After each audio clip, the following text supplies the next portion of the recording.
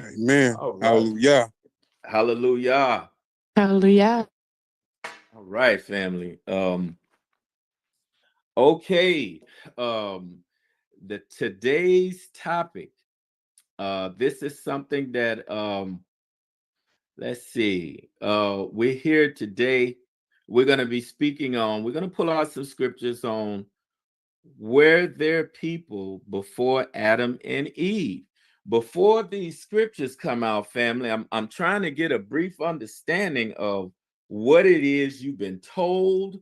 What did your pastor tell you? What did or someone, may have been someone in the congregation that told you something? Now I know I was always told, because I couldn't put these things together in my mind, because I was always told that Adam and Eve um, were the first ones.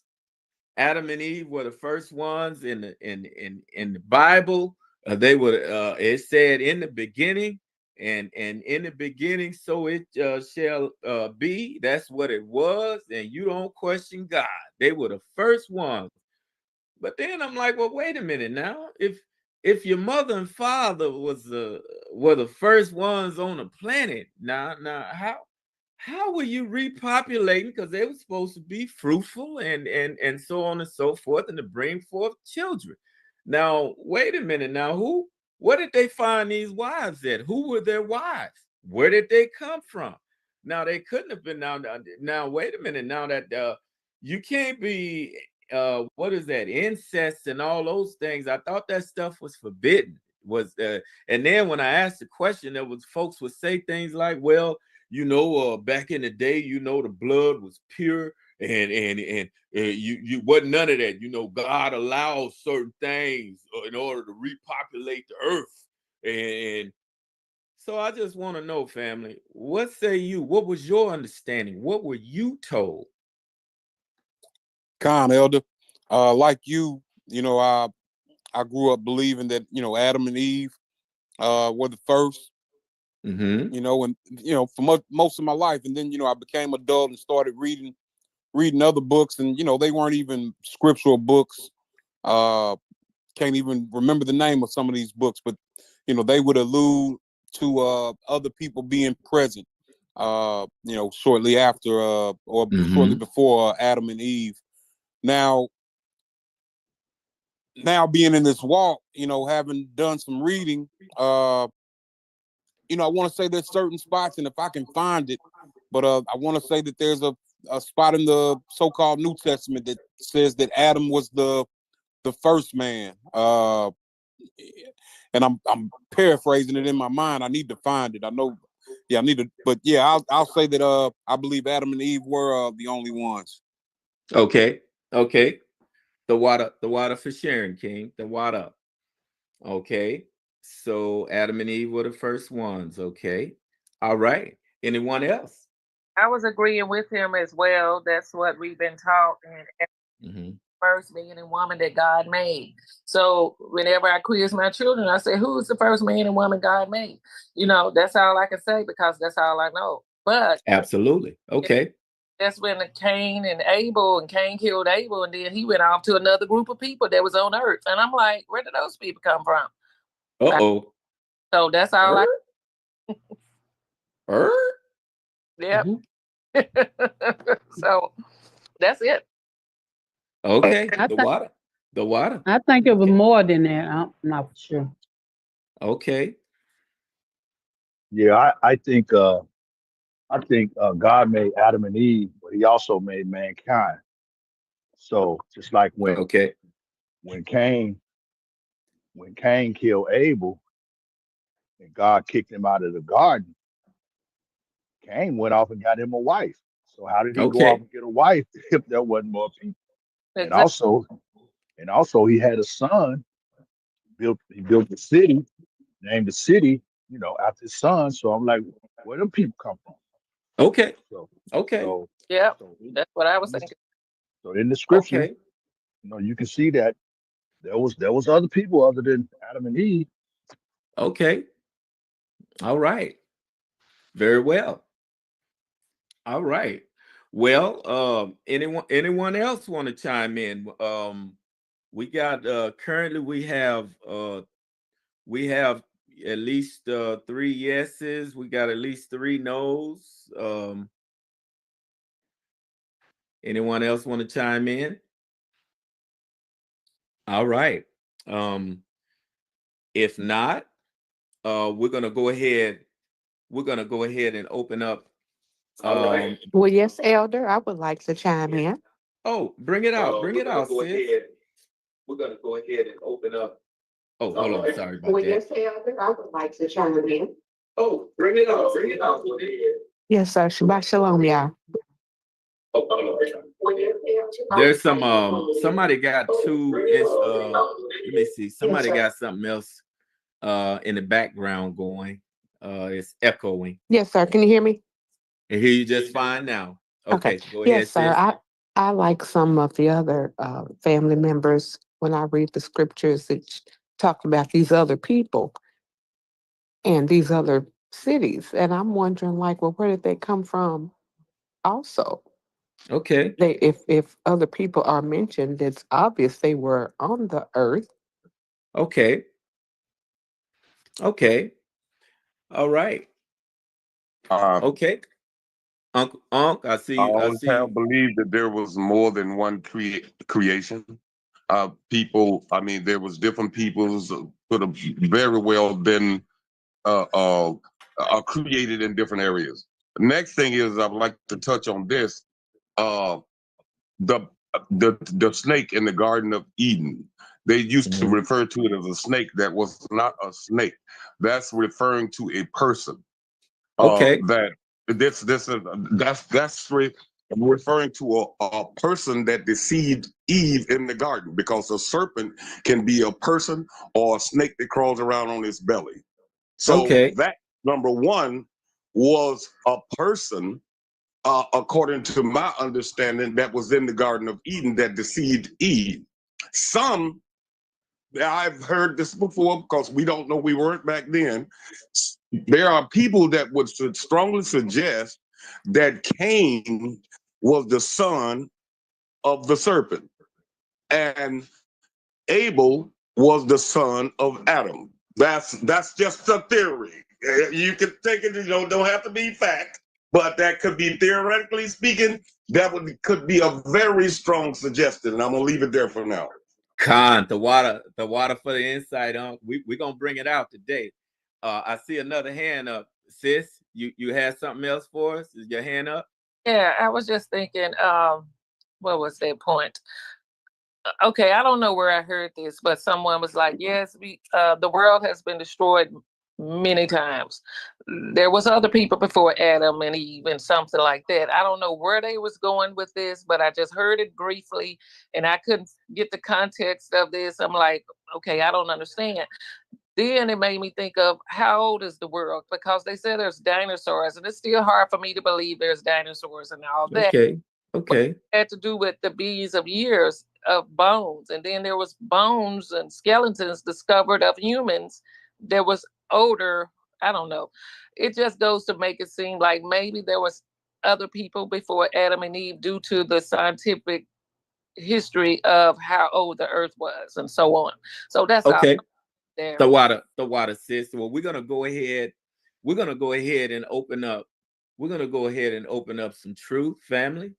And the only thing I can say right now is hang on for the ride, because we're getting ready to bring some things out that they don't talk about. And these words have always been there. Okay. Let's if I can please get a reader, let's start in the beginning. Let's just go to Genesis chapter 1. And we're just going to read verse 2 briefly. Genesis chapter 1. And we're going to read verse 2.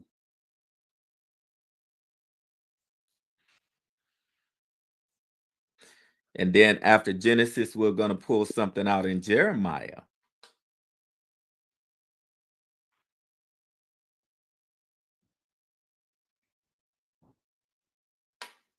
Who would like to read today?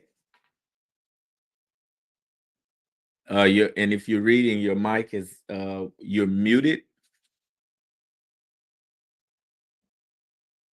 I can hear you now, King.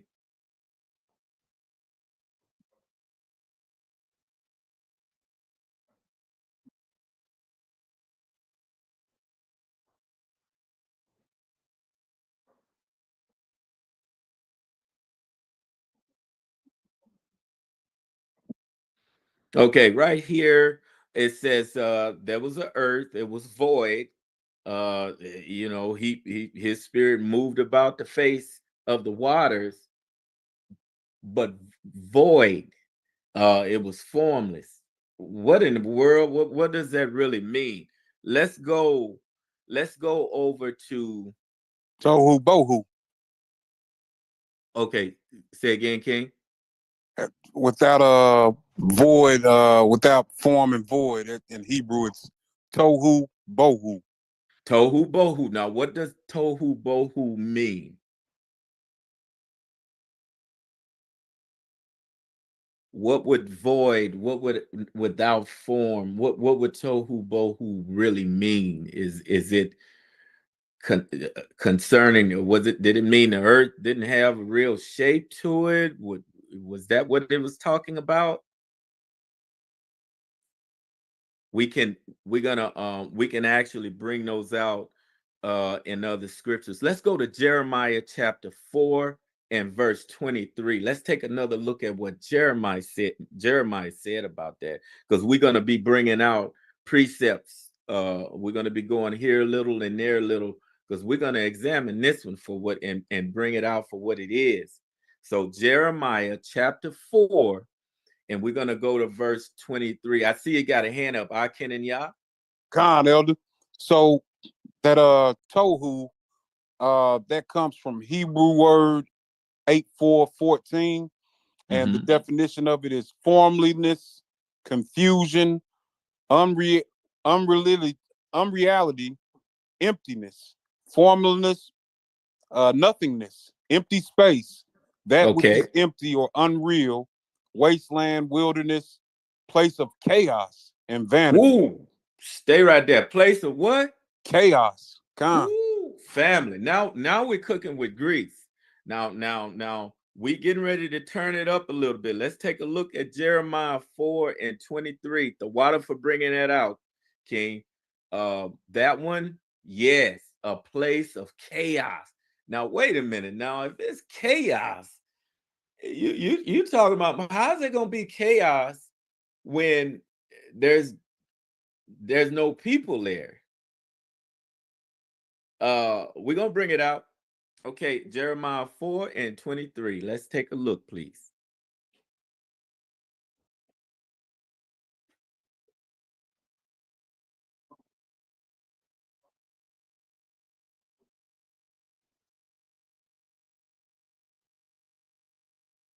No light, no light. So it was a place of darkness. Again, right here, it was a place of darkness. If it's darkness up on the earth, if it's a place of course you're gonna be confused. And if there's no light, you can't see. Does that mean you can't literally see, or there's no type of guidance, right? So we're gonna bring that out. Now since we just examined those two scriptures, let's take a look at somebody real quick. Let's go to the book of Isaiah. We're gonna take a look at something in the book of Isaiah. Let's see which one we want to go into, because something was just brought up previously. Something was just brought up about a particular individual, and there was an individual somewhere. Let's just go to the book of Ezekiel chapter 28. Let's go to Ezekiel chapter 28, and let's take a look at somebody in particular. So Ezekiel 28, and let's look at verse 12 and pause on verse 12 real quick.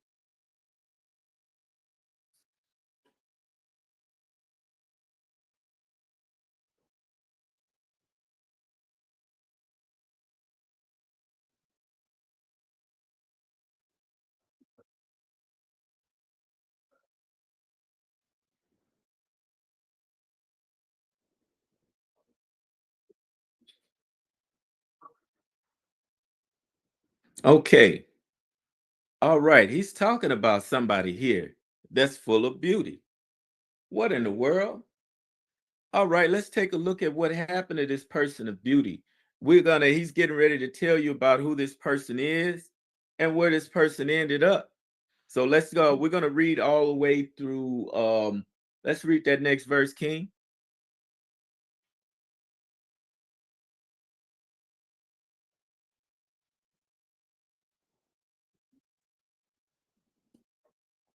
Pause right there, King. You have been where? Ooh, wait a minute now. All right. He has been in Eden. Read on.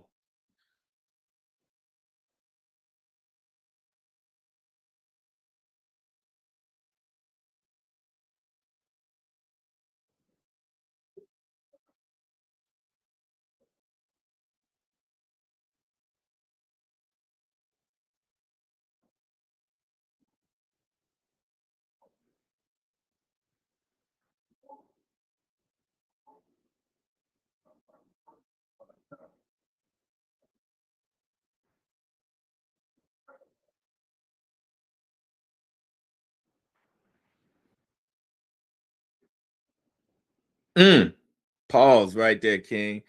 Listen, family. This individual was created. This individual had all these things. This individual had pipes making beautiful sounds. This individual was in the garden. Read on, King.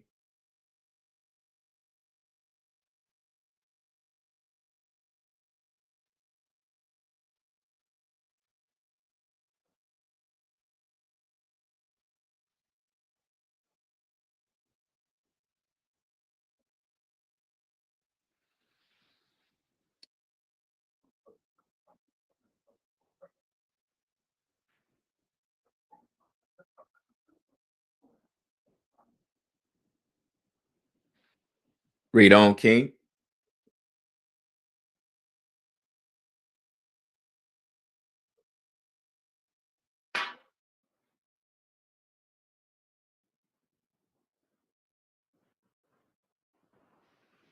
Con. Until what? Ooh, family. Look, this individual was perfect. This was a perfect what? This was a perfect angel who existed in the Garden of Eden. What's that? Bring that next verse out, King.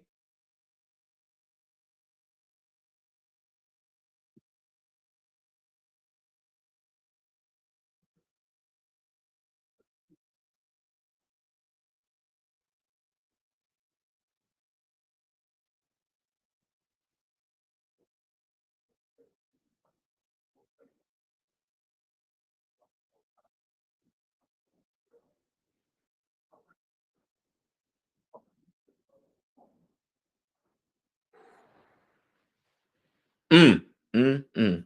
What verse was that, King? Read that next verse and we'll pause on this chapter.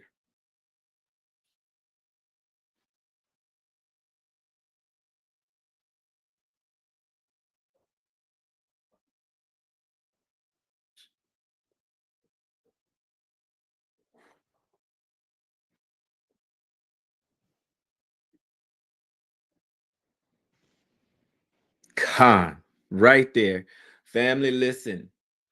This was a picture that was painted. You had an angel that was perfect in the eyes of the Most High.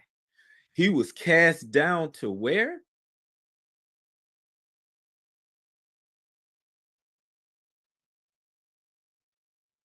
To this earth. He was Earth. cast down to the ground. He was in the Garden of Eden. So, therefore, by the time Adam and Eve showed up, well, guess what? No wonder he was right over there whispering in Eve's ear. So wait a minute. Now, wait a minute. Now, if this is the case, why didn't this come out previously? Why didn't this come out in wait a minute, if it was in the beginning, well, okay, now, so nobody gets confused, we're going to go pull out some more precepts, family. This time, we're going to go over to the Apocrypha, right? Let's go ahead and pull up 2nd Esdras, chapter 5, and we're going to read verse 52. So we're going to go to 2nd Esdras, all right, chapter 5, and we're going to read verse 52 real quick, because we're getting ready to shine a little more light on this, because at the end of the day, we're about to find out what happened. Now, we already know why it happened. We already know some things about how this situation happened. But let's take a look. Let's look a little bit further. We're getting ready to pull out a few more precepts. 2nd Esdras chapter 5, and let's read verse 52, King.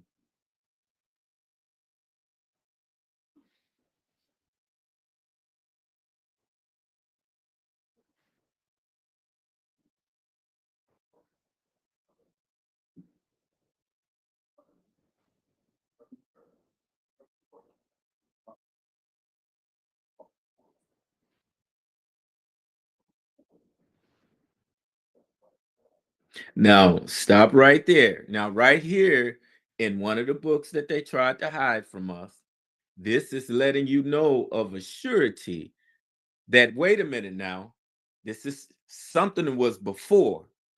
Read that next verse, King.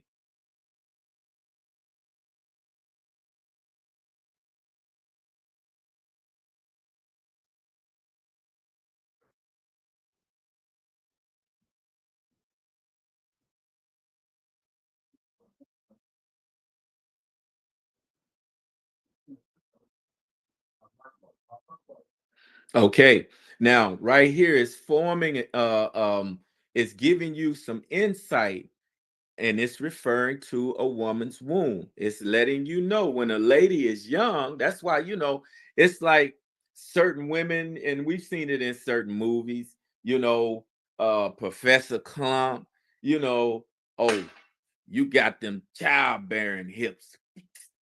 And then you hear people say, well, I'm in my prime, and I'm in my prime.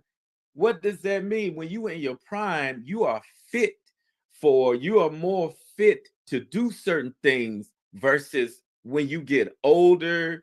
If you're older, just like, externally and internally, you're not as in shape, you're not as fit to do certain things that you were able to do when you were younger. So it's referring to, it's like a woman, but who is this really talking about? Read on. We're going to see who is really talking about.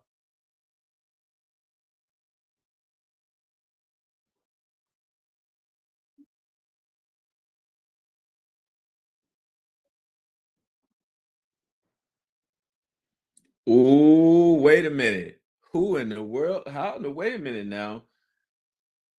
Those that were before us wasn't the least of stature. Read that next verse, King.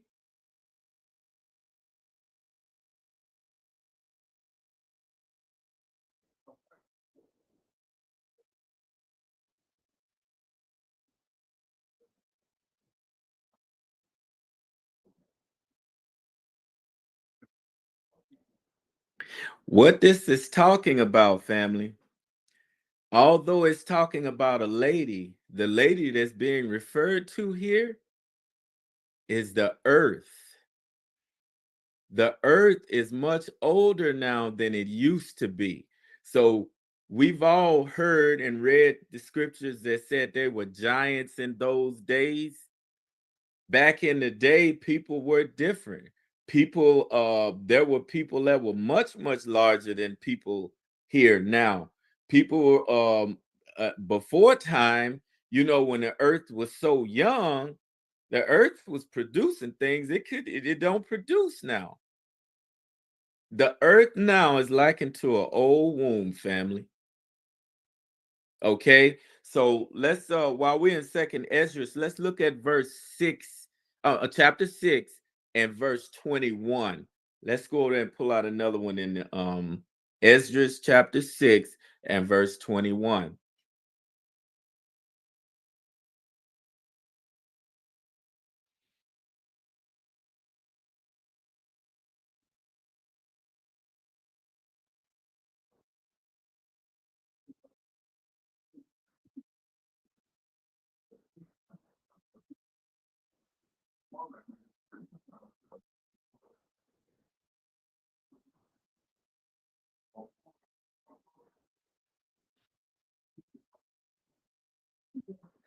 Okay. All right. Now, this is describing something that's happening right here, right now. Now, everybody knows we need to keep it real. Certain things happen with certain people, certain babies are born prematurely. Now, we've all heard about, unfortunately, we got certain family members and certain friends, people we know. They've had women that were crackheads, and the babies were born prematurely, but mysteriously these children survived.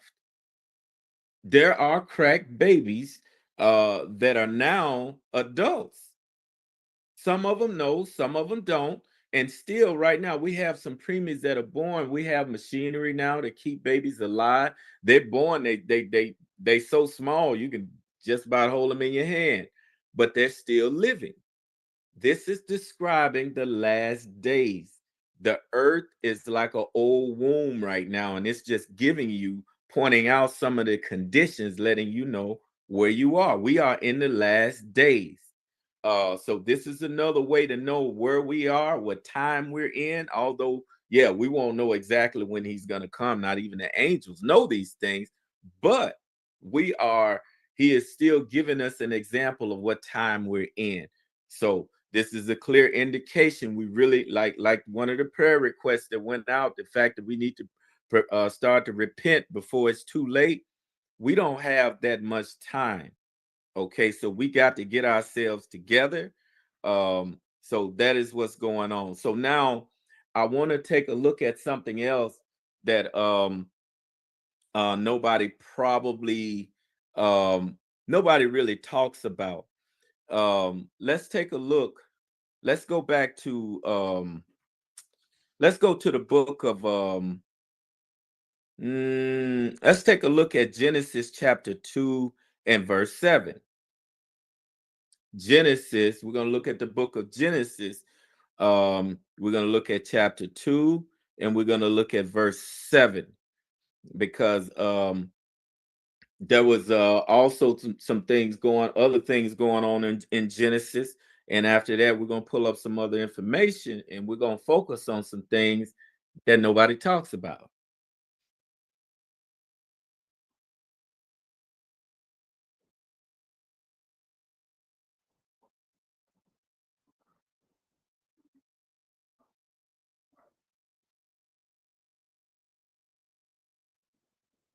Okay, now right here, when he did these things and he breathed into a man's mouth, there was an example of him getting rid of that situation where the earth was void and there was no light. He put the word in that man. The people that walked this earth prior to that didn't have the word. They didn't have that kind of light that was given to Adam. They didn't have it. So in that same book, let's go to chapter 4 and read verse 16. So that was him changing things right there. That wasn't the Most High coming along. Yeah. And another thing, there was something else that was different about Adam from the other people that walked the earth. So let's look at Genesis chapter 4 and we're going to look at verse 16.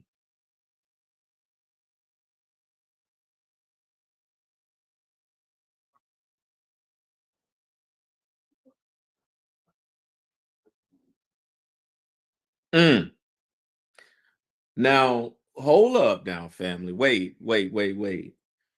Now he went and dwelled in another land to the east of Eden. Now, when he left that garden, did he take anybody right here? Okay. Read that next verse.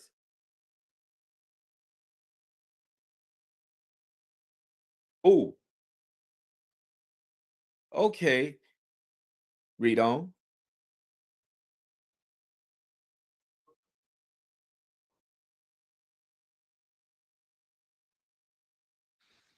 Okay, family.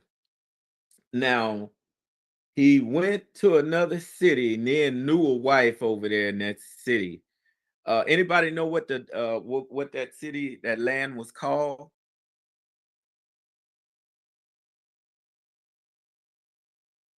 It was called Nod. Now that city, that land, city called Nod, you've had people say things like, well, the reason it was called Nod is because when he went somewhere, he fell asleep. You know, when you sleep, you nod. So he nodded off. And that's where he dreamed about this lady. And I'm like, okay, wait a minute. Are you serious right now? So he went somewhere and went to sleep. So it wasn't no real woman over there. It was just a woman in his dreams because he was asleep. Oh man. Ooh, I don't know what you're smoking, but I don't want none of that. I don't want none of it. So obviously you have convinced yourself that that is true. Okay. You've convinced yourself that that's true. So I'm going to let you have that. But I'm going to go over here and read a little bit further while we at it. Let's take a look. Let's take a look at something. I'm going to ask a question before we go to these scriptures though. Who were these people? There was some folks that the Most High told his people to stay away from in Mount Seir. Does anybody know who those people are in Mount Seir? Where they came from? Uh-huh. Okay, they were the Horites. Okay. Now, the Horites, where did these people come from?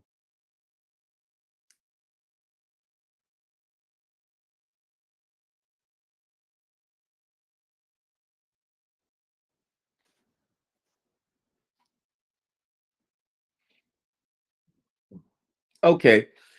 Let's go to Genesis. Let's take a look at Genesis 14 and verse 6. Let's go to Genesis 14 and verse 6.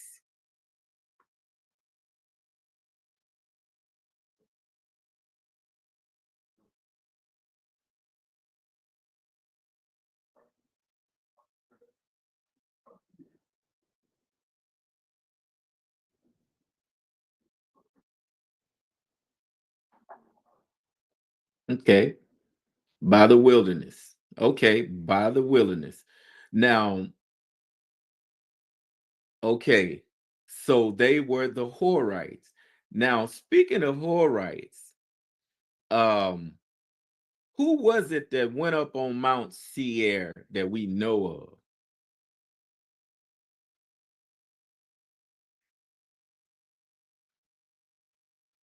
Okay, Esau's descendants um all came from up that hill, right?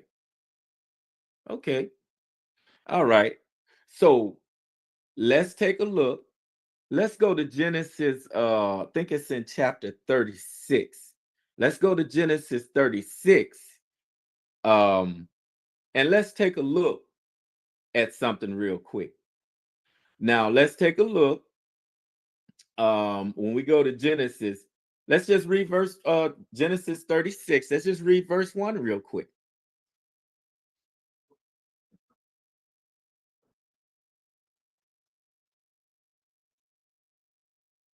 Ooh, right there. Okay.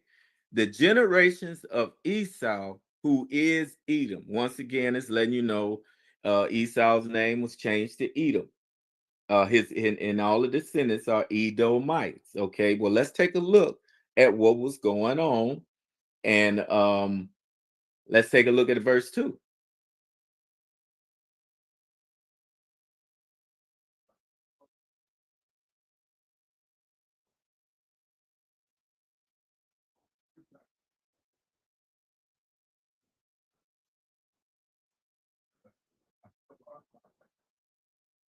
That's all right. Okay.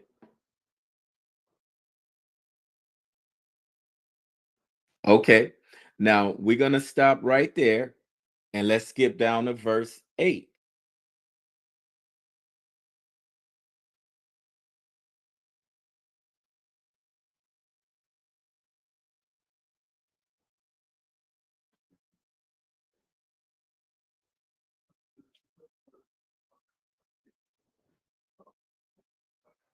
Okay. And verse 9.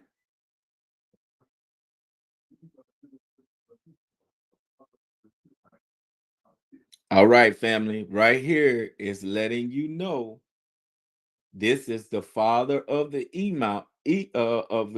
Edomites in Mount Seir. Okay. What's that next verse, King?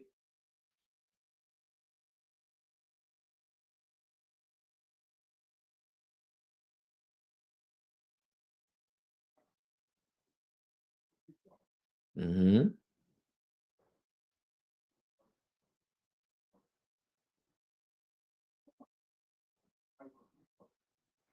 Verse 11.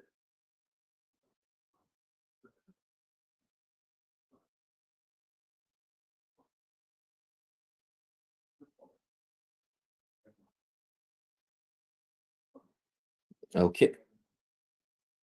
Okay. Now we're gonna stop right there because when you read down, you're gonna start coming into certain names that are still up on this earth right now today.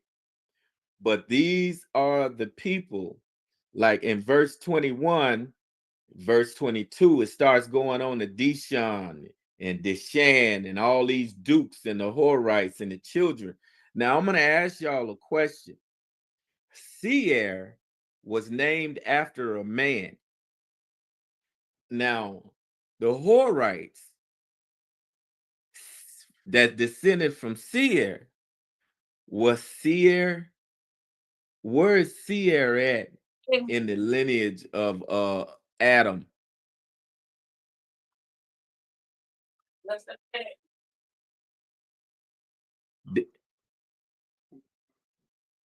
Through the land of, through the line of Canaan. Seems like it, right? All right, you all right, you got a scripture on that, King?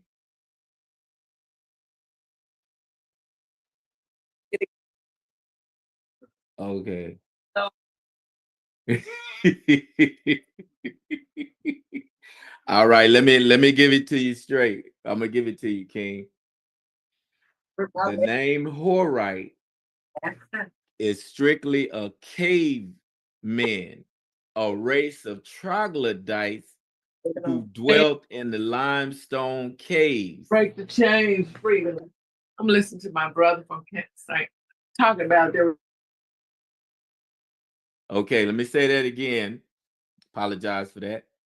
They were cavemen, a race of troglodytes who dwelt in the limestone caves which abounded in Edom. That their ancestors was Seir, who probably gave his name to the district where he lived. Ah, guess what, family?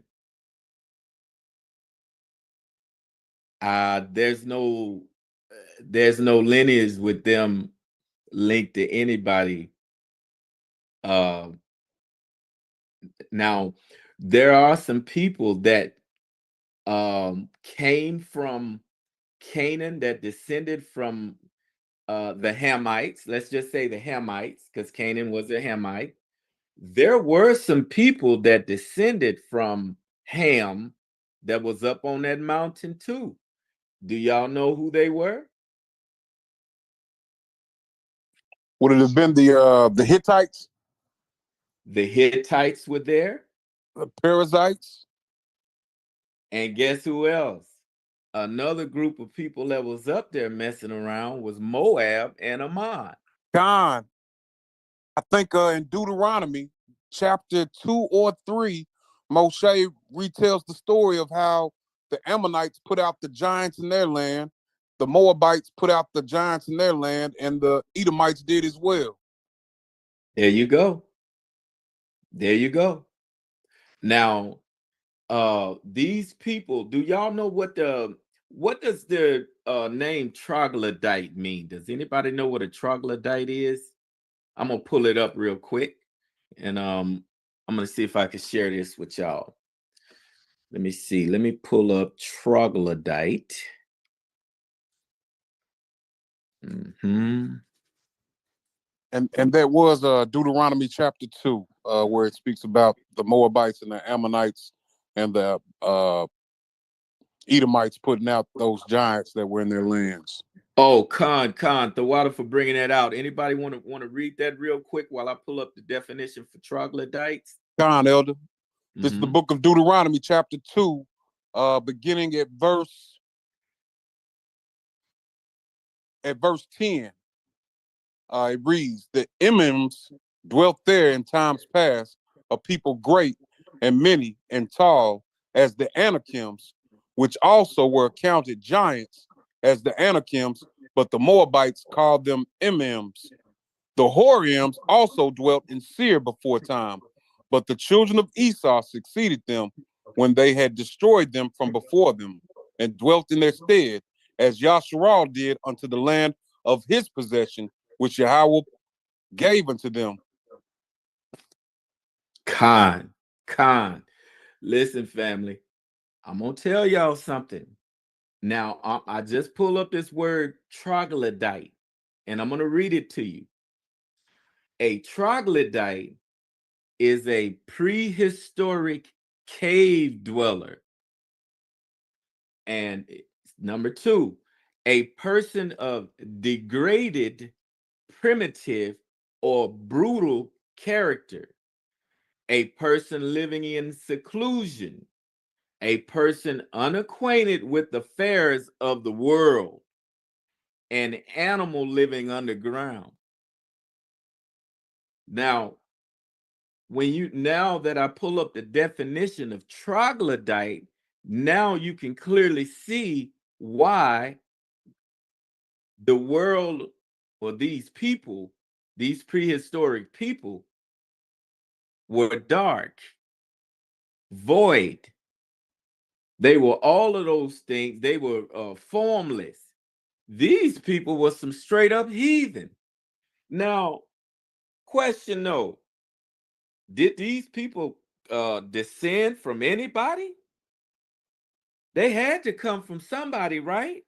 Well, it's not recorded in Genesis chapter 10, though, Elder. It's not, is it? It's not, is it? Well, let's take a look. Let's take a look at something real quick. Let's go over the book of John chapter 8. Let's just look at John chapter 8 and see. Let's see what John had to say about it.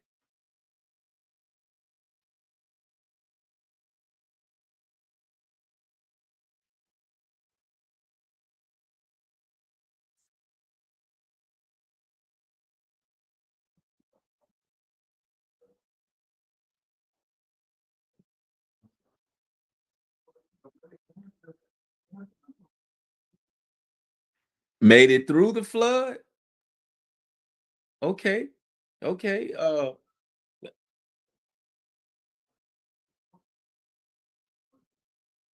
Okay. Now are we referring to the world before the flood or after the flood? What is this? What do you think this is referring to?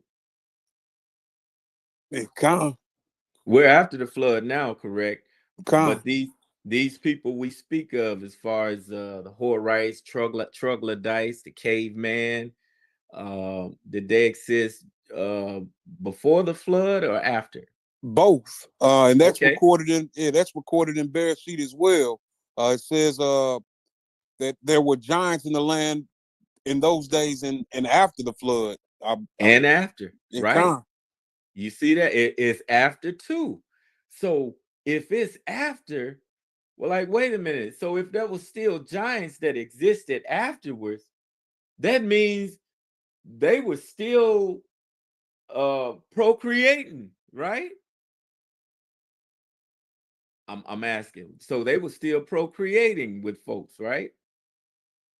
Okay. Oh, we're gonna examine this one. Oh, we about to bring it out. Let's bring out John chapter 8 and verse 4.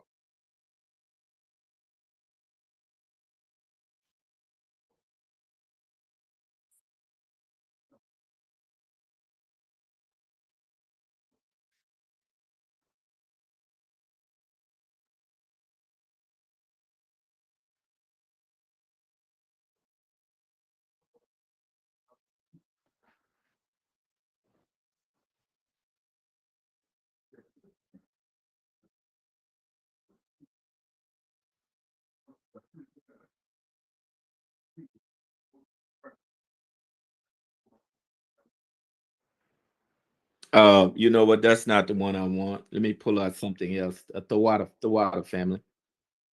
Hang on just a sec. Let me pull this out in 4.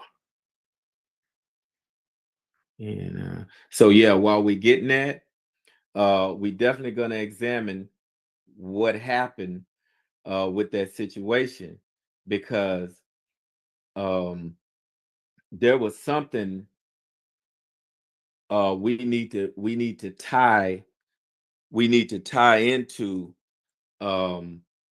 who those people belong to. Who did these people descend from? If they didn't come from Adam and Eve, where did they come from?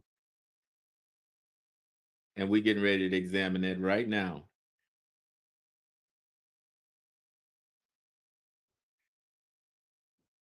Con, that was Deuteronomy chapter 2, and I believe I began at verse 10, but I want to say it talks about it even before that. Let me get back in there. Okay, there we go. That was John 8 and 44. The water.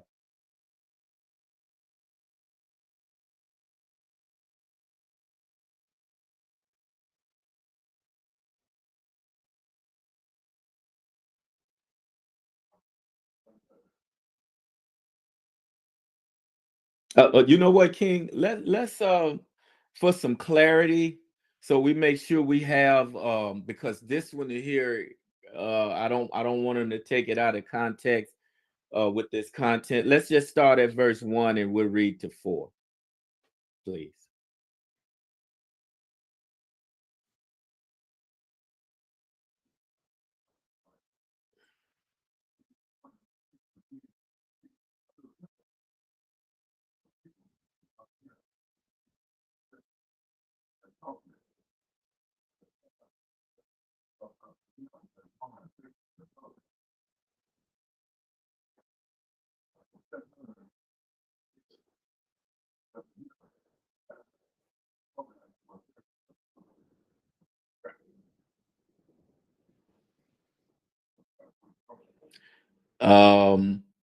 Read verse 41, King.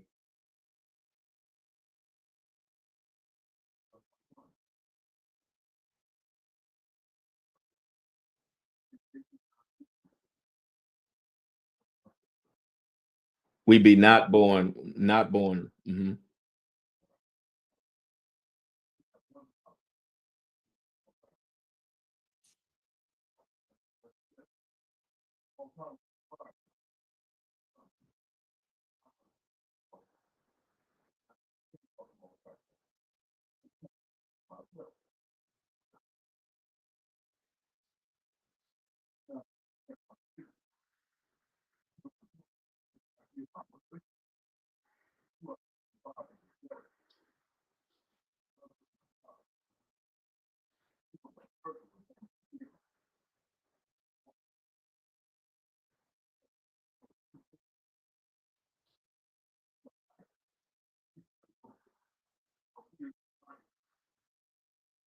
Khan, right there. Now, there are certain people that don't have truth in them. They don't have truth in them for one reason and one reason only. They don't come from that. They wasn't born from truth. What we read previously was that somebody was considered beautiful and perfect. He fell from heaven and went into the Garden of Eden. And the fact that he went into the Garden of Eden, do you not think that he wouldn't have his own people? Because obviously he was here before Adam and Eve ever arrived.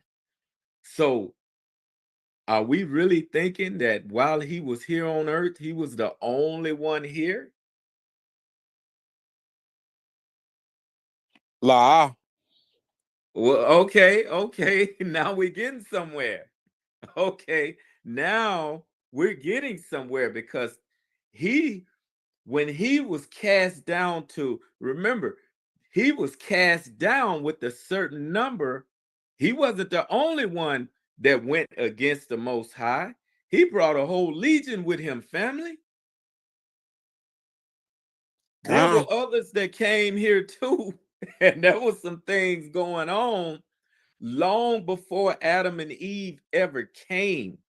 So by the time Adam and Eve came, that was they were the first ones that was given, they were created in their image. They were created in the image of the Most High Yahawah.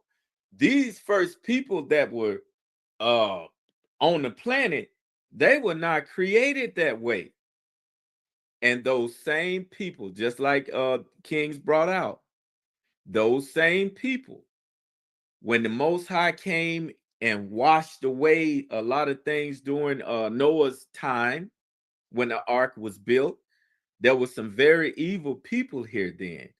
And just know of a surety, the Bible even speaks of the fact that there was giants even after the flood, which meant there was some people that existed that survived, but they weren't his people.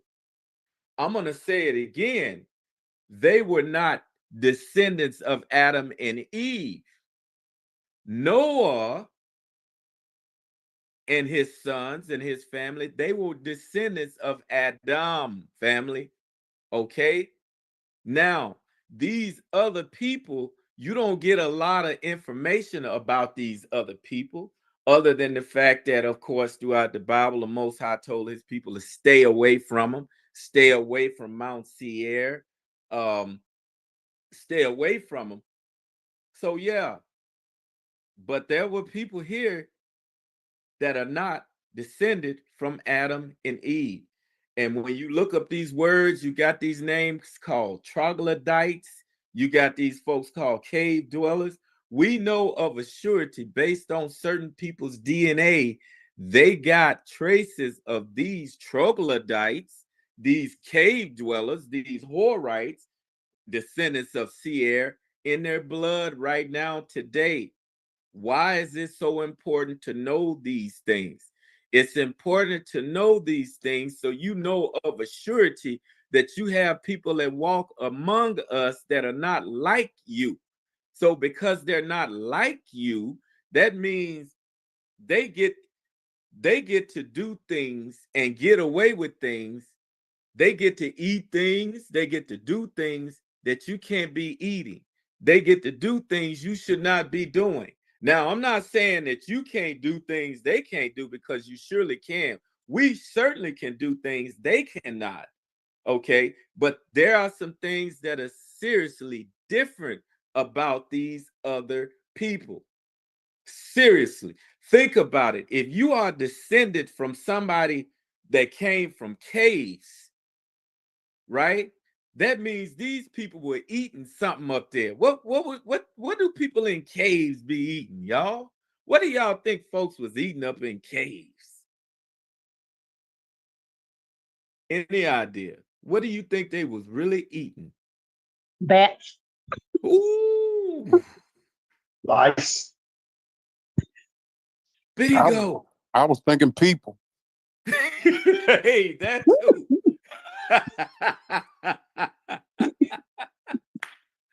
Yes. Look, now the fact that they can eat people, bats, rats, and everything else. Do y'all think that there was any consequences and repercussions for that? Did it hurt them? Yes. Oh my gosh, Elder, you just made me think about the dietary laws, and you made me think about those scriptures that talk about things we are not to eat that other people eat, and we can't figure out who would want to eat it. It sounds like this group of people. That's what they loved. Hey, look, y'all. I'm gonna keep it real, and thanks for pointing that out, sis. And I'm gonna keep it real with you. What's his name? There was several people that died this past week. Who was it? Malcolm Jamal Warner. Then you had Hulk Hogan and Ozzy Osbourne. Now, most people know I'm not on listen to his music or anything like that, but he's so famous. I've heard about things he was eating while he was performing on stage. Does anybody know what those things were? Yes, sir. I remember him from high school. He was just trifling and nasty. He used to eat bats.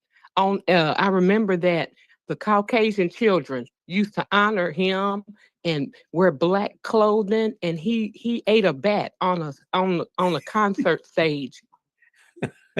Listen, family, and she's right. Now, I didn't even know. I just found out about the bat this past week because there happened to be a young Edomite. I said, man, I remember when he ate that. I think he ate a bird, looked like a white dove or something. He bit him on stage and ate the bird on stage. Man, I said, he bit his head off is what he did. I said, man, that's a nasty white boy right there. And that was when the young Edomite said, well, you know, sir, he actually ate a bat too. He ate a bat. He didn't know that the bat that it was a live bat. He thought it was just a rubber bat, but when he bit it, it was blood squirting everywhere. I said, oh man, he knew that bat. He knew he was eating that bat. He knew. But family, I brought that out because you got to understand, other people get to eat things you don't get to eat. And they can still be okay like that. Not only are they eating bats and rats, the Chinese do it too. And they got other Asian nations of people that eat that. I've had Filipinos that come up to me straight up and tell me things like, oh yeah, we eat dog. We eat dog. Oh yeah. I said, wait a minute, you eat dog? Like a real dog? Oh yeah, we eat dog, man. I said, he said, we eat it like chicken, and we put dog adobo and things like that. I'm like, wait a minute, really? Like a real barking dog? They like, yeah. And then the other Filipino stepped up and said, yeah, we also we eat monkey brain too, monkey brain. And but they eat all, and they was eating, it was like a delicacy. They take the monkey and put him in the center of the table, and they crack his head open, and they eat it with the brain still. I said, oh my God, y'all didn't get sick? Man, you got to be kidding me. God. All right, sis, we got a hand up, sis. Eliana? Yes, sir. I was just thinking about before you mentioned that about the monkey brains. You are correct.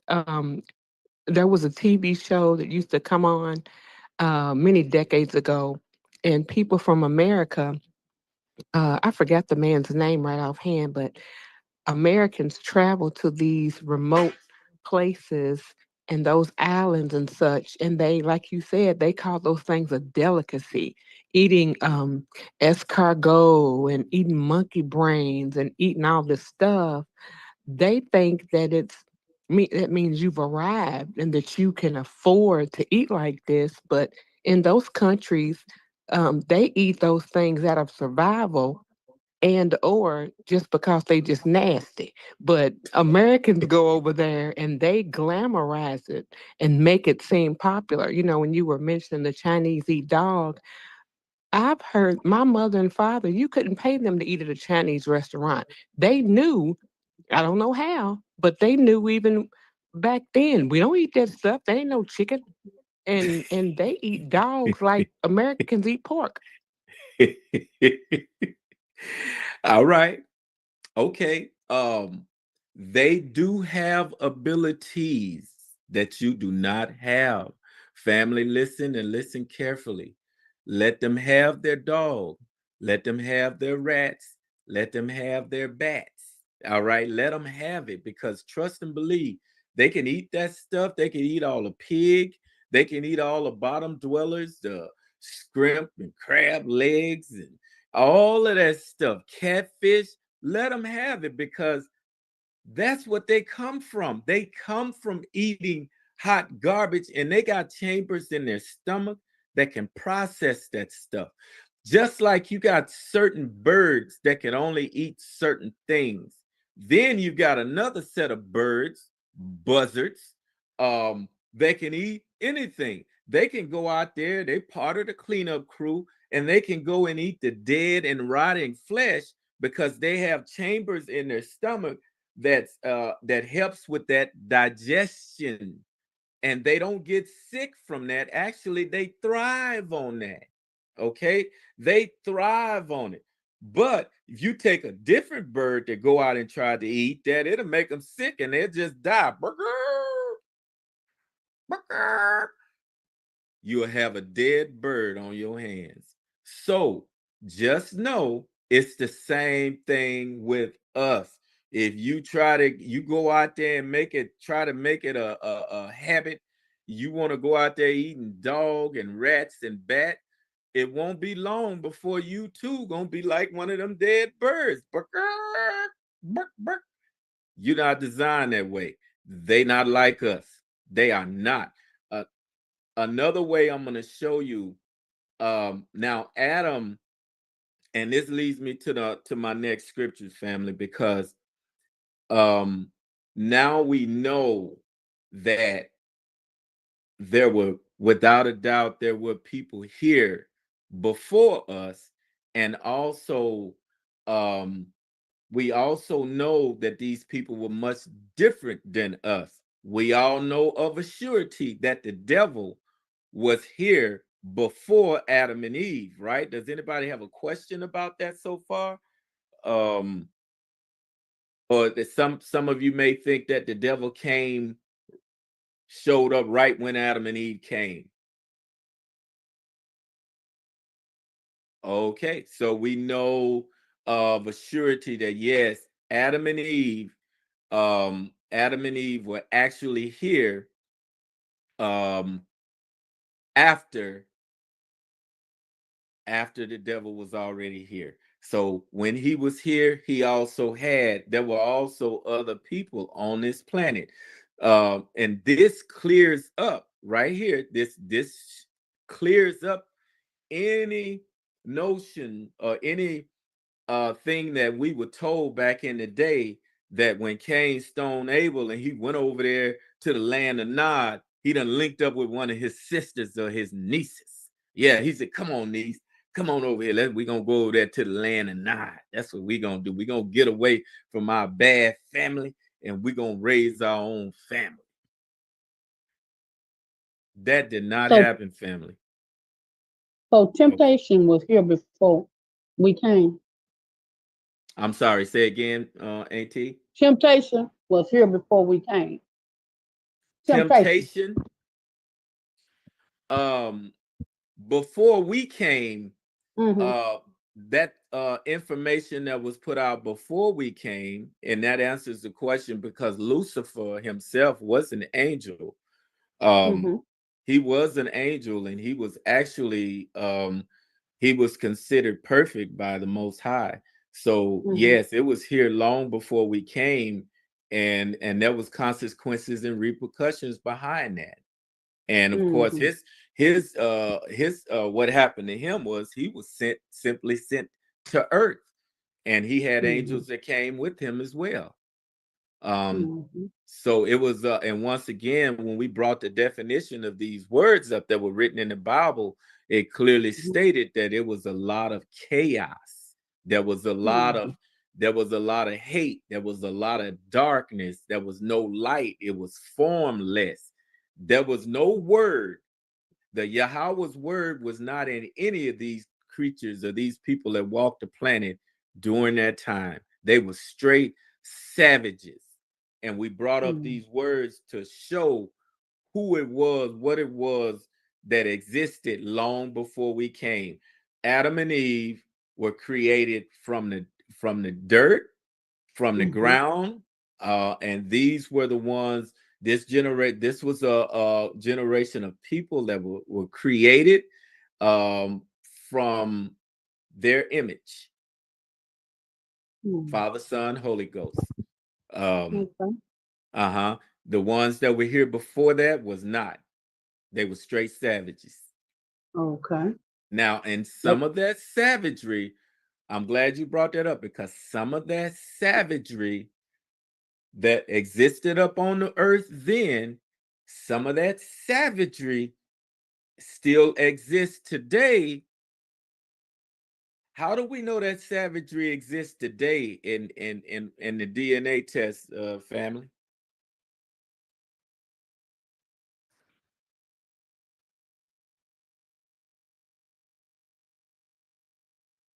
What would show in this DNA test that show that an individual has savagery in them, ancient savagery?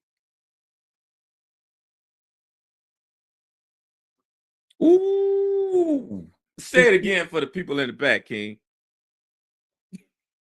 Look, if you got Neanderthal, if you got caveman, if you got that in your DNA and it shows up that you got that caveman gene, family, just know you have a level of savagery in you. I'm sorry, I don't want you showing up hanging out around me. You know, yeah, your savagery just might come out on me. Now, I can be nice.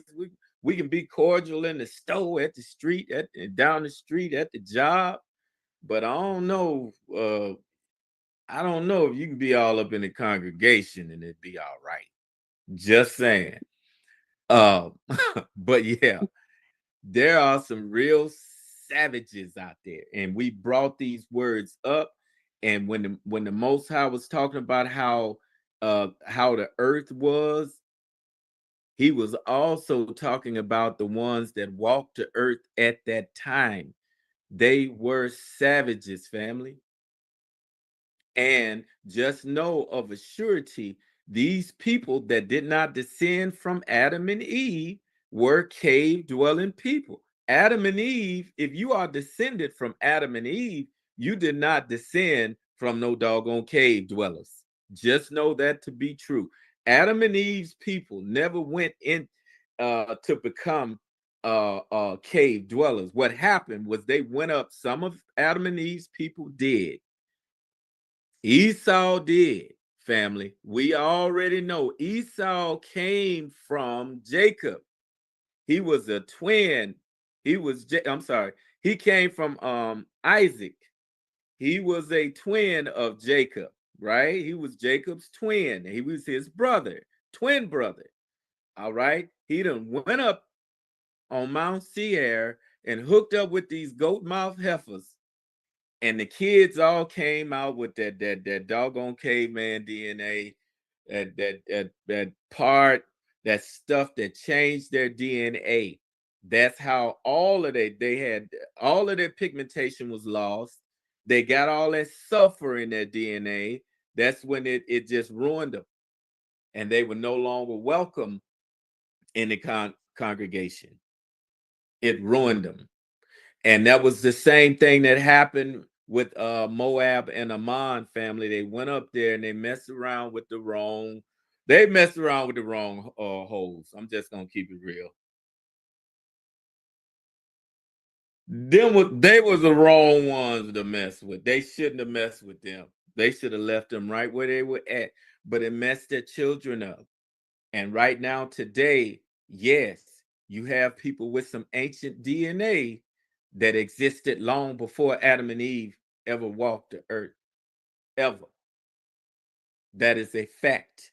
You cannot hide what's in your genes. You can hide many things. You can try to go out and lie and cover some stuff up, but you cannot hide what's in your blood, what's in your DNA. Yeah, it's still red. Don't get me wrong, your blood is still red, but you got something in there I don't have. Now, speaking of what they have, certain abilities they had, let's talk about some abilities that our men had that their men didn't have concerning family.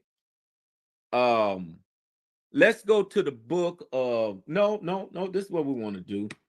Let's go and take a look at something real quick, because we want to take a look, because everybody knows the story about the woman at the well. Everybody knows, and this is in John chapter 4. John chapter 4. Let me see which one it is. Let's go John chapter 4, and let's read verse 5 real quick.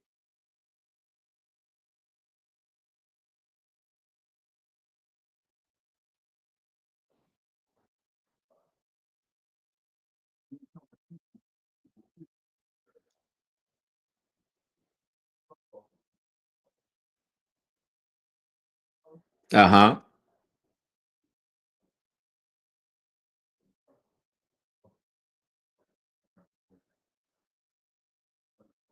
Okay, family, right here this is Christ himself. He's going through Samaria. And just to sum it up, Samaria, this is where the northern kingdom existed. Samaria, this is where what your modern day Puerto Ricans would have been, basically. That's all right. And so let's bring it out. Read that next verse, King.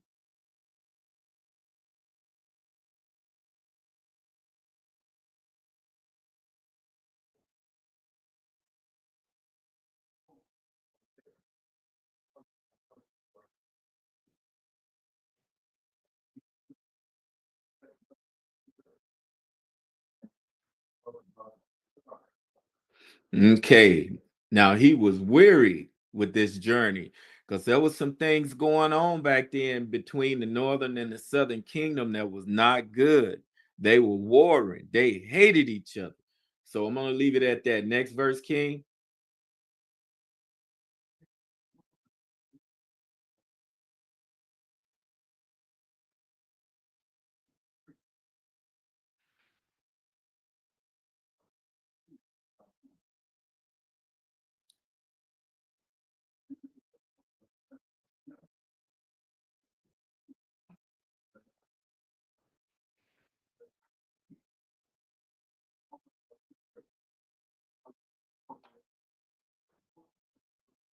And right here, family, after this is clearly after the split of the northern and southern kingdom, they were still warring. They didn't like each other. All right. Now, what did Yahawahda say? Next verse, King.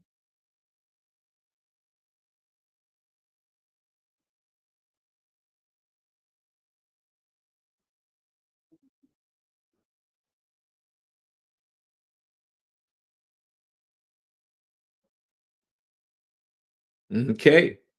Now we're gonna skip down a little bit.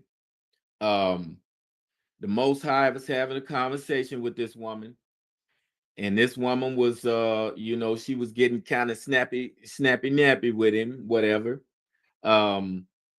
So read verse 15, King.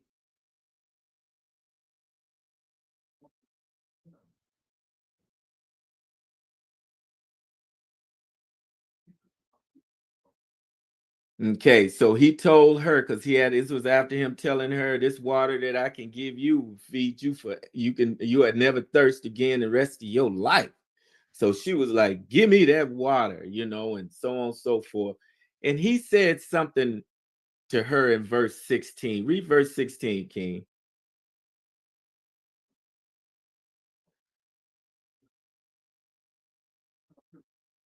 And what did she say in verse 17?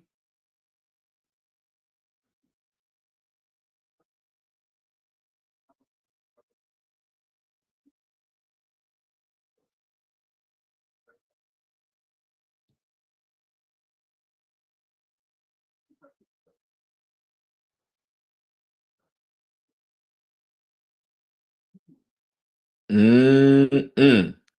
Now, right there, this woman was saying she didn't have no husbands, and he said, you got 5, and the one you with ain't even yours. So I'm gonna ask y'all a question. Why did Yahawahda ask for her husband in the first place? Her husband wasn't there. Where did he matter?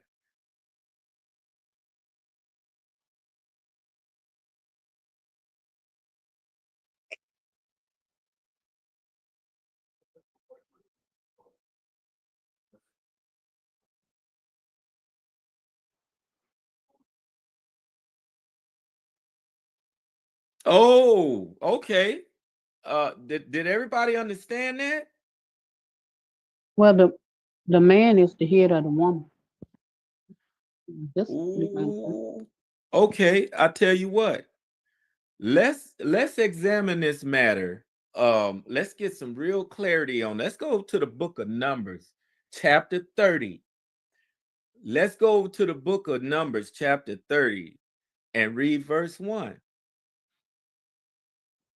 Let's just Numbers chapter 30 and read verse 1, because look, we need to we're getting ready to examine this matter, because we need to know why wouldn't he just deal with her on that matter? If she out there being snappy nappy, and she out there snapping her neck and being and being all, what did the Most High call us?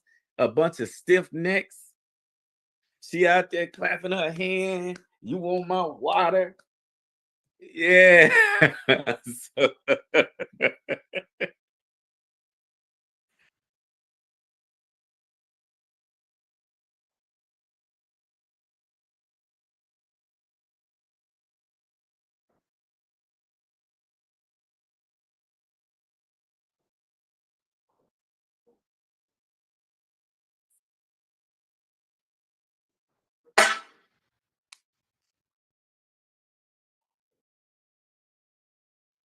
Khan. Now, right here, you make an oath with the Most High as a man, and you doing all you said you was going to do according to what was proceeded from your mouth, especially when we were with Moses' family, if you follow me.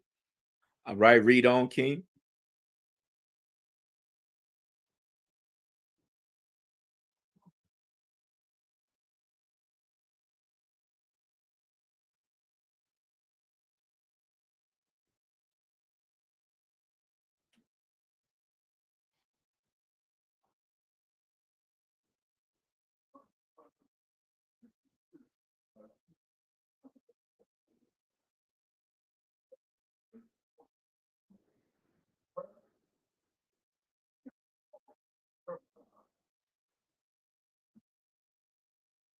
Okay,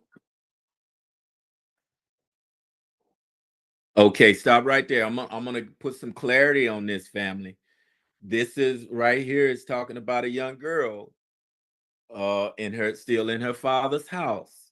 Okay, she has went out and made a vow, um and the father knew that that was wrong, but he didn't say anything to her. He didn't say anything about it. So since he did not say anything, that meant he condoned those actions. He agreed to it because he didn't say anything against that. So he's saying in his silence, well, you said it is whatever you say, that's what you want to do. That's what you did. That's why I didn't say nothing. That's what you want to do anyway. We're going to read on. We're going to go a little bit deeper in this matter. Read on, King.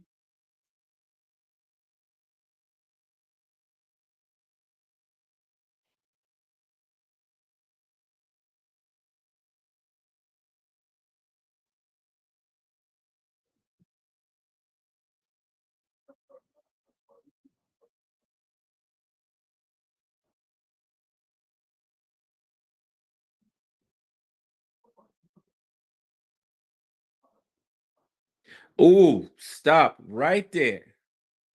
Now, she done went out and made an agreement. Her father found out about it and said, oh, hell to the no. Not my daughter. We don't roll like that. That is not how we conduct ourselves according to the Most High Yahawah. Did you just hear what the king just read? Even the Most High will forgive. That sin is being washed away because the Father made that so. He did not agree with that. He put a stop to it. He voiced it and said, not in my house. This is not how we roll. We don't get down like that. Okay? All right, read on, King.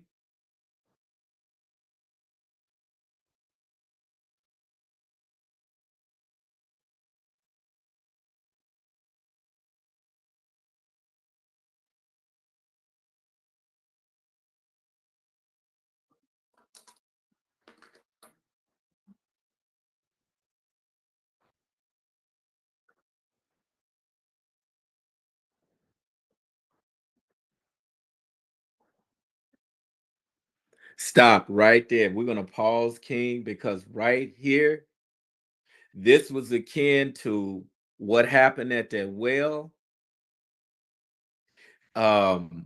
She out there snapping her neck at the Most High Son. She out there snapping her neck at none other than YahShay. You ain't supposed to be over here getting no water anyway. We don't like you. You don't like us. Just being nasty. Now, he was like, where your husband at? So he wanted the husband to step up. Well, what say you? If he had stepped up and said, well, that's my lady right there, whatever she said, or better yet, if he had stepped up and didn't have nothing to say. If he had nothing to say, that would have been like he condoned those actions. However, if he had stepped up as a real man and said, you know what, my brother, I know she said that. However, that's not the way we roll. Out of love, I hope you can understand that. Yeah, I was trying to been like, he probably would have been like, you know what, not to put any words in his mouth. I knew that wasn't right. I knew a real brother wouldn't accept that. Thank you. Right? So we get where this is going. Read on, family.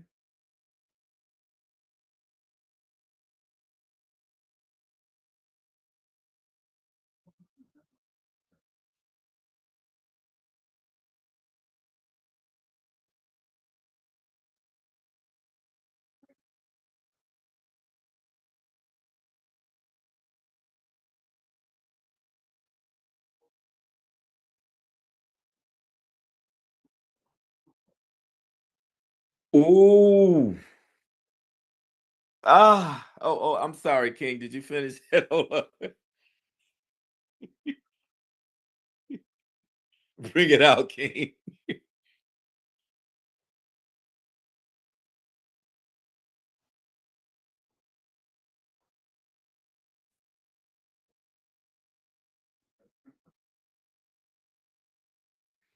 Family, I don't know if you heard.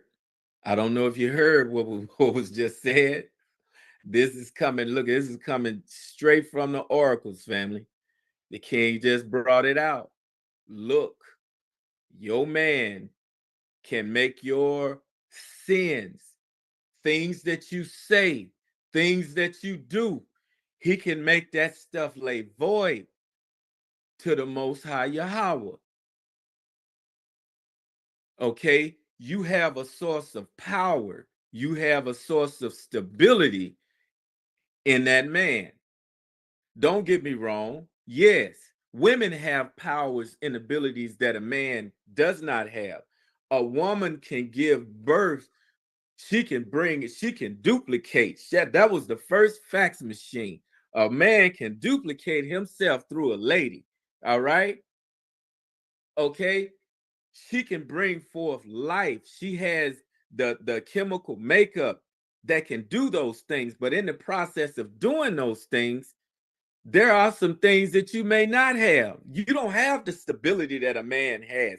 You don't have the focus sometimes when you have your hormones are all over the place here and there. You don't have that. Okay. The Most High is not constantly, may not be constantly pouring into you the way he's pouring into a man. That doesn't mean anything is wrong with the lady. That means she was built for a different purpose. But that man, on the other hand, he just told you, according to what that brother just read, the king just read, he can make your sins go away. He can wash those away through the Most High Yahweh because of what he said. You may have said something that was totally wrong. You may have done something that was totally wrong, went totally against what you're supposed to have been doing. He can correct that. How long has he had that ability, family? How long has man had the ability to make his woman's sins fall void? Since Adam. Ooh. Nail in the coffin right there. Adam, only thing he had to do was step up when the Most High was looking for him. He said, y'all are naked. Your sins are bare. Y'all did it. But what say you, Adam? Adam, I need to know what you got to say about this right here. That was Adam's time and his opportunity to step up and say, you know, Yahweh, she tried to get me in things, but you know what? That ain't the way we roll. We will never do that again. That is not, look, we may have slipped up that time, but we know that is not what we're supposed to do. But what did he do? I'm rolling with Eve. I'm rolling with Eve. Whatever Eve doing, I'm doing. I'm rolling with her. He put his own wife. He put his own woman before the Most High. And right now today, whether we know it or not, there's a lot of households that do just that. Just that. You got the head of the household that's sick, sad, dusted, busted, and disgusted because he's going along with some stuff that he knows is wrong. But in our society, happy wife, happy life. Whatever the wife want to do. She wanna go to church on the Sunday. So, the only reason I'm going to church on Sunday, because of the wife and things, as my wife. Oh, and we still doing Christmas. The only reason we're doing Christmas, got these Christmas trees and things in here, man. It's because that's what the kids, it's for the kids. Okay. All right. Family, these are laws. These are laws that you are breaking. We are breaking these laws. When you break your laws with the Most High Yahweh, you're also greatly diminishing your powers. You're breaking down the whole fabric of the makeup of your soul. When you go against the Most High Yahweh through his laws, statutes, and commandments, you're going against yourself, right? Let those people that can eat rats and bats, let those people that can eat all those carrion and roadkill, Y'all know Jed Clampett them was eating roadkill. It was all right for them. But you cannot do that. You're going to get sick. It's going to mess your guts up. Okay? And there are things when you keep eating at these Chinese restaurants thinking you're going to be all right. Who knows? They might be serving up some stuff that look like chicken, but that might not be chicken. And you wondering why your stomach hurting all the time. All right? So at the end of the day, family, there's one thing. I'm going to share this one scripture before we part, because we really need to have a clear understanding about the seriousness of what this means to us. And let's go to Proverbs chapter 28 and verse 9 real quick. Proverbs 28 and 9. Sis Eliana, I see your hand up. Bring it out. Yes, sir. It just made me think about also when we are around people from other cultures, sometimes they give off an odd smell, and that's because of the type of foods that they eat. Okay. Okay, sis, you know what? And you're right. Some people do eat certain foods that cause them to put out odd smells. And then some people, believe it or not, there are some people that just simply have a different chemical makeup. Like earlier we spoke about people that got certain things in their DNA. There's a book out called Melanin, I think, or something like that. And I didn't realize until I read the book that the amount of melanin in your skin, it's actually a contributing factor on whether or not you have a certain amount of what is it called, sulfur in your skin, as part of your DNA makeup. There are certain people that have, like, some people are more they have a makeup of more sulfur, and certain people don't have that. So when you have a higher percentage of sulfur in your body, in your skin, it'll create a certain smell that other people don't have. So yes, and then again, no matter what your makeup is, if you're eating certain foods, yes, there are certain foods that will create certain things, but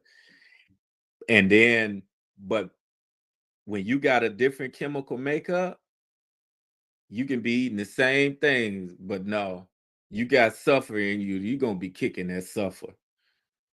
That sulfur gonna be kicking, family. It's gonna be like, wait a minute, you don't smell the same. You don't smell like we do. What you got in you? We was all over here eating hamburgers. Why you smell like that?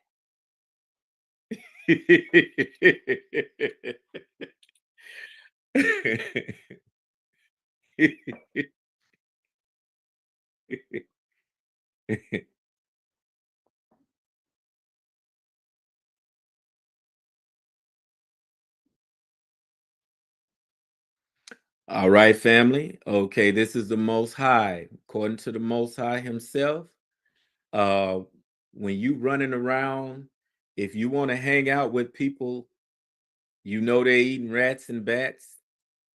All right, they got all this sulfur in their skin. They stink, and you out there doing what they do. You going to church on Sunday, and you want to go against my laws, although his saints are telling you the truth through and reading the Bible, the scriptures, according to as it is written, line by line, precept upon precept, here a little, there a little. We're reading these things when we speak about the Most High Yahawah. We're doing it with his oracles. If you still want to combat that, if you still want to go against that, because you're so comfortable continuing to do the things you have always done, your prayer, he said, even your prayer as an abomination stinks to me. You stink to me. I'm not going to honor your prayers if you're out here going against me. You are dishonoring me, so why should I honor you? Why should I give you what you want and you too stubborn and you are too stiff-necked to give me anything I want? You are showing pure hate to me. I love you enough where I have brought you through the fire.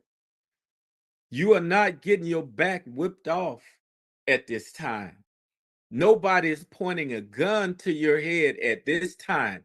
There is nobody shoving pork meat down your throat at this time, but you still want to wake up in the morning and eat bacon from these, because these people from the cave, these Horites, these troglodytes, these people that stink, they got all this suffering in them.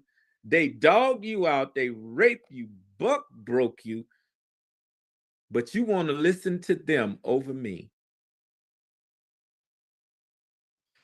If you want to do that, your prayers don't mean anything to me. And another thing about these people that tell you these things, let me bring something up real quick, because we tend to think that these people mean more than anything because they're in power right now. They're rich right now. We get it. They got a lot of money. They got a lot of everything. They run everything. So yeah, it's hard to dispute what they say, especially when most of our parents and grandparents was telling us it was all right. Yeah, they didn't see nothing wrong with it because that's the way they were raised. So at the end of the day, it's tough. I get it. But let's take a look at something real quick, because these people that we think are great, we always listen to. Let's go over to the book of Job. Let's see what Job had to say about these people. Job 30, and let's read verse 8 down to Job 30. Let's read verse 5 to 8 real quick, because the Bible has a way of painting another picture on the subject matter for which we came here today. It's going to tell you more about these people that came here that was long before Adam and Eve. These are the people that still got descendants. They still got some people. There's some people that walk the earth right now with these people still in their bloodline. This is their chemical makeup. Let's take a look at who they are, family.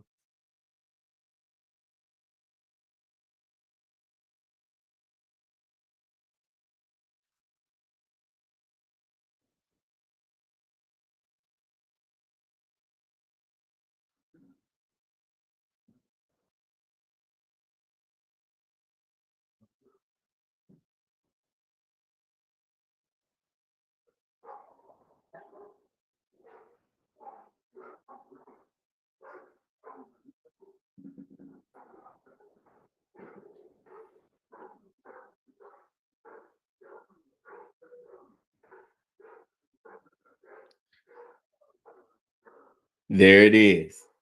Now, these people were viler than the earth. Okay? So these people that are viler than the earth, believe it or not, their forefathers, they were the ones that made the earth void, formless, and dark. Okay, and if you keep hanging out with these people, you want to keep bringing these people in your life, especially into your congregation, that's how you too are going to end up. You don't want to end up without life, viler than the earth. These are cave dwellers, family, and we need to stop doing what cave dwellers do. We're not from the cave. They are. So that picture they had up on the wall with the little monkey that turned into the big monkey that turned into a man, that was them. Leave them alone.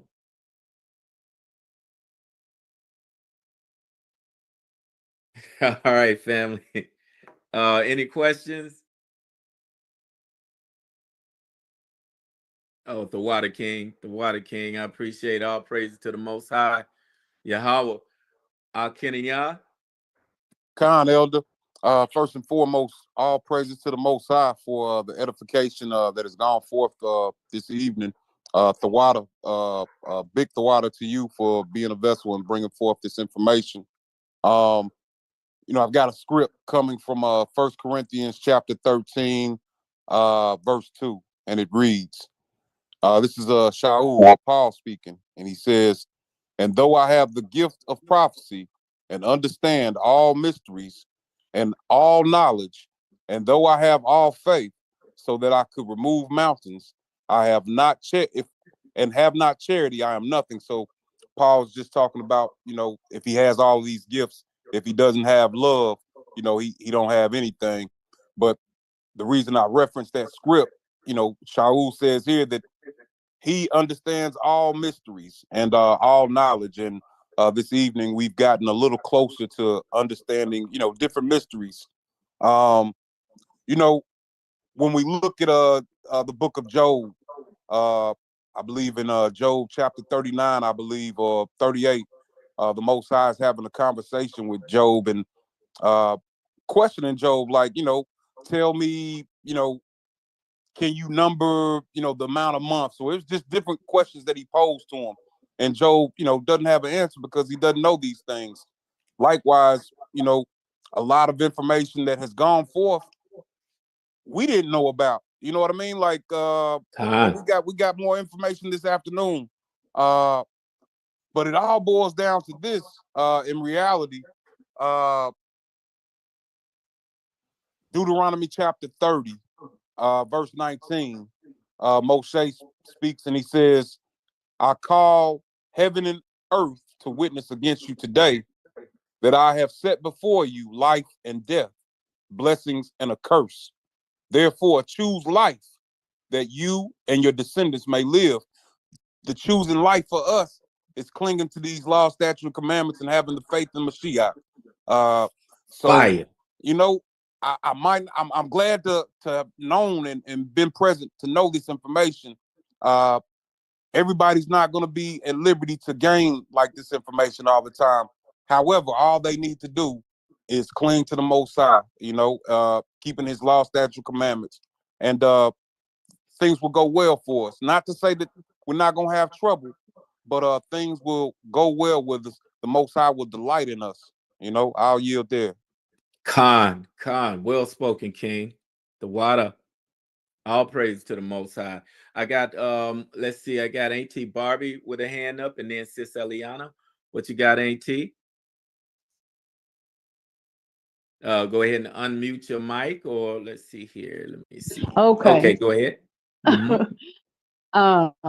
The question I want to ask is, do we know God's commandments, and why is it seem like it's hard for us to keep his commandments? Okay. And then this I got Deuteronomy 11, 26, 27, which would tell you that if you want to be be cursed, or do you want to not be cursed? So if you want to know about this here, it'll help you in Deuteronomy 11, 26, and 27, and 28. They tell you about how you can live your life of not living cursed or either having blessings. Khan, Auntie, thanks for the water for bringing that out, because yes, it and it's very specific. If you keep my commandments and live, yes. If you keep his commandments and live, it's very simple. Even if that's his commandments pour into life, they lead to love. He described that as love, and that's everything about keeping his commandments leads you to nothing but greatness. And then, of course, in Deuteronomy 28 and even in verse 12, that's where he said, I'll open up my good treasures of heaven for you, and exactly. and everything outside of laws, statutes, and commandments lead to darkness. It leads to hate, disorder, disdain, disgust, everything that's what it leads to.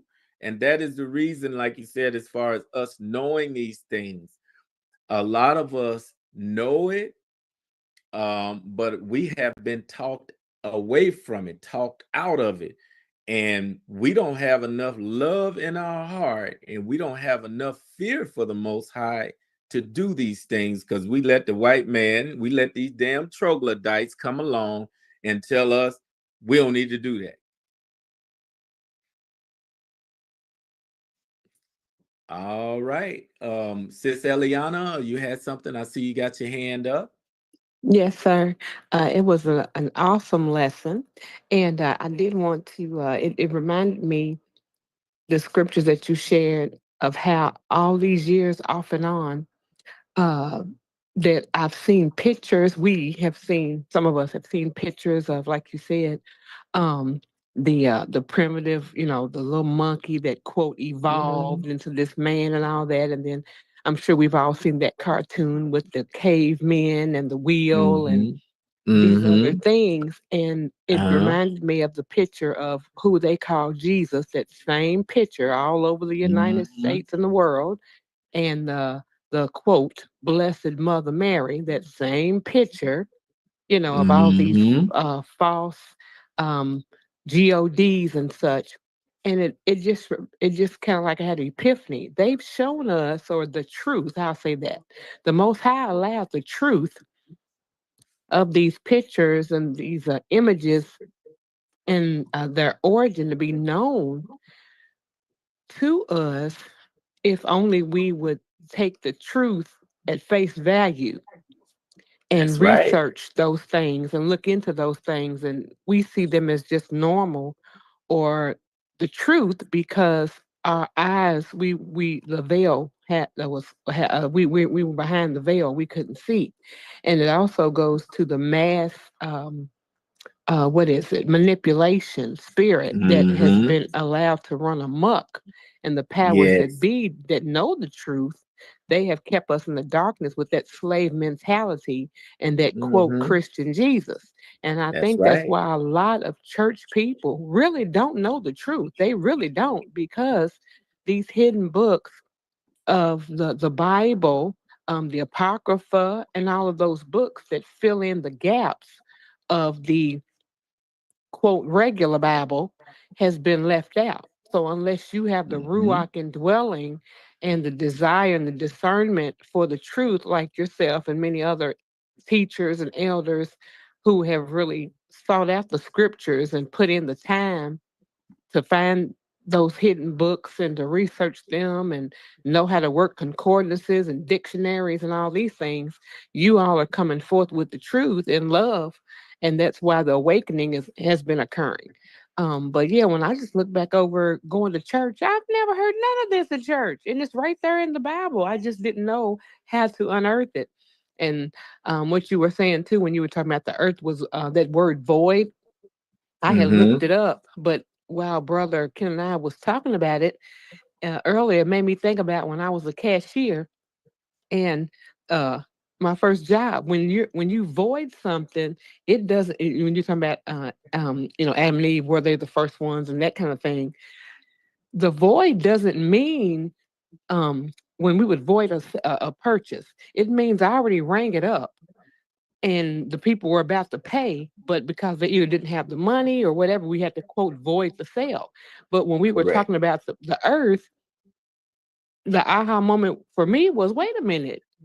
It doesn't mean people weren't here like it was nothing on the earth. It just meant that possibly whatever was supposed to come forth from that group got voided out or got replaced, or they um the what is it, the purchase wasn't complete, the transaction wasn't complete. So it doesn't mean that it didn't happen, it just means maybe that particular group of people weren't complete. Con, sis. And that's why for even for his chosen people right now today, we too, where he say, my people have gone forth of me and are not, that word are not, that means a lot of us are void right now too. So Yes, sir. And you know what? I yes, also like how ma'am. you brought out that one more thing, that how you brought out how Hasatan and his exit from the heavenlies, and we all know that. But I like how you put it in proper context, because even the scriptures told us that it wasn't just Hasatan; it was the third of heaven that followed him, and how they procreated with Con, those on the earth.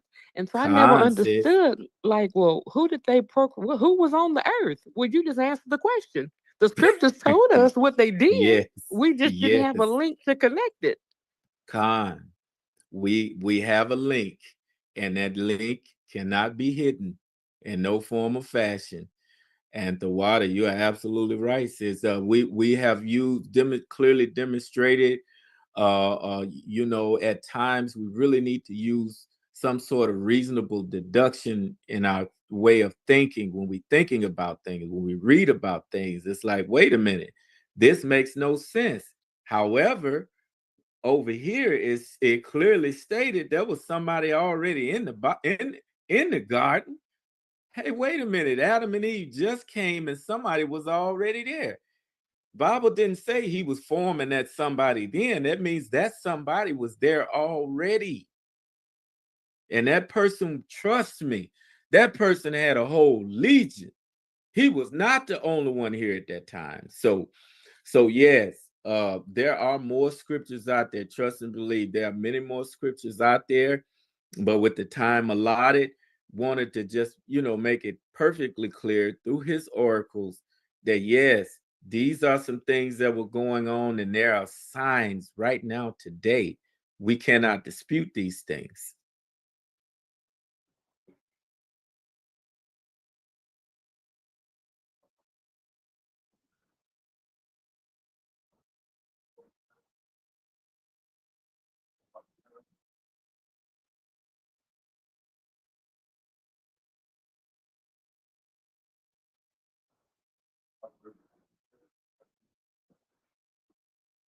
All praises, all praises. The Water King. Um, and this would conclude our lesson for today, family. All praises to the Most I High. want to ask a question for you, both this. Oh, bring it out, Auntie. Um, what do God think about cremating? Is it anywhere in the Bible About about what now? cremating? Oh, cremations. Uh-huh. We can probably bring out another lesson, but from what I do know, from what was brought out was that there's scriptures how he was gonna gather his people from the waters. He's talking about ashes. We serve a mighty, powerful Most High, and he clearly demonstrated that he can come back and gather those ashes up and make a whole nother person. However, there was certain things our people are supposed to be doing that we started copying after people that served other gods, and some of those things are reflected in things we do and how we bury people, and all of that stuff. So we'll definitely bring that out in scripture. A good question though, AT. But yeah, there are Yeah. certain things. Most of our people were buried in a good old age. He said they was buried, not burned, not burned and turned into Okay. I ashes. know I haven't found it. I thought it was somewhere in the Bible. Somewhere. Okay, yeah, and we'll definitely pull those up. Hey, Sis Eliana, you got your hand up?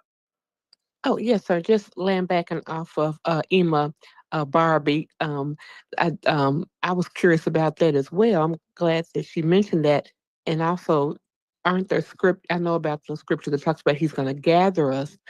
Yet also, isn't there a scripture that talk about he's giving us a new glorified body? And so, are we really to be concerned in the natural about your earthly body when he's that has gotten sick and broken down and what have you, and that we've passed? Are we to be concerned with that, or look forward to the new glorified body?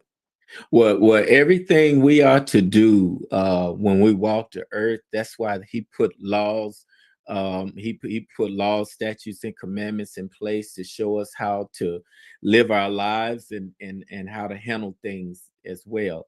And we're going to bring all that out because I think that'd be a great lesson. And thanks for those questions, family. We'll bring it out. All right. Well, family, thank y'all for coming out. All praises to the Most High for blessing us with clarity and edifying us and moving forward. Just remember the Sabbath day to continue to keep it holy, and until then, rise Israel, or in Hebrew, Kwam Yasha Allah. Kwam Yasha Allah. Most High bless. All right. Be blessed, everyone. Stay blessed, family. Hey, Love shalom, y'all. shalom, family. Y'all be blessed. Shalom.